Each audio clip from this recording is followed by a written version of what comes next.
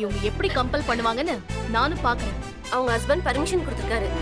குழந்தைய சுமக்கிறது இவங்களா இல்ல அவரா? ஒரு பொண்ணோட விருப்பம் இல்லாம அபார்ஷன் பண்றது தப்புன்னு உங்களுக்கு தெரியாத டாக்டர்? பேஷண்ட் விருப்பம் இல்லாம எந்த ட்ரீட்மெண்ட்டும் பண்ண முடியாது. மேடம், அது எனக்கும் தெரியும். அவங்க ஹஸ்பண்ட் தான் ரொம்ப வற்புறுத்தி கேட்டாரு. அப்ப இவங்க வேணான்னு கம்பல் பண்றாங்களே, அது ஏன் டாக்டர் இப்படி இருக்கீங்க? அவங்க வயித்துல இருக்கிறது 2 மாச கரு, அதுக்கு மேலேயும் இருக்கலாம்.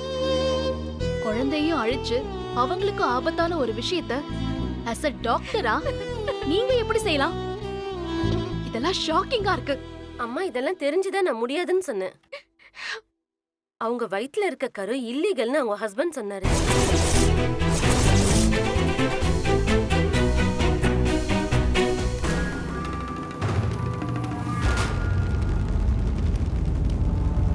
என்ன விட்டு தம்பின்னு கூட பார்க்க மாட்டே வேலை. வேணா வேலை. அண்ணா இருண்ணா. என்ன பேசுன டென்ஷன் ஆகுதுண்ணா. இருண்ணா. கேளு வேலை. வேணா வேலை. அண்ணா உள்ள போட மாட்டேண்ணே. வேலை. சொல்றத கேளு ப்ளீஸ்ண்ணே. வேண்டாண்ணே, சொல்றத கேளுண்ணே. வேண்டாண்ணே. அண்ணா விடுறா. வேலை. அத மனச கல்லாக்கிக்கிட்டு தவறான ஒரு விஷயத்துக்கு நானும் சம்மதிச்சேன். இவங்க வாழ்க்கைக்கு நல்லதுன்னு நினைச்சேன். அவரை பாத்தியா சக்தி? என்ன பத்தி எவ்வளவு கேவலமா சொல்லிருக்காரு. விடுங்கக்கா, இதுக்கெல்லாம் நாம கவலைப்படணும்னு இல்ல. அவர் காரியத்தை சாதிக்க அவர் என்ன வேணாலும் செய்வாரு. ஆனா ஏன் இப்படி பண்றாருன்னு எனக்கு தெரியல.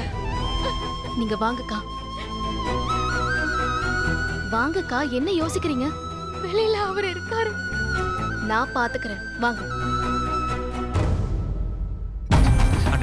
மேல என்ன தடுத்த? அண்ணன் தம்பிங்கிற உறவு கூட பார்க்க மாட்டேடா. என்ன மன்னிச்சிருந்தேன். என்ன தம்பியா நினைக்காம போ. பரவாயில்ல.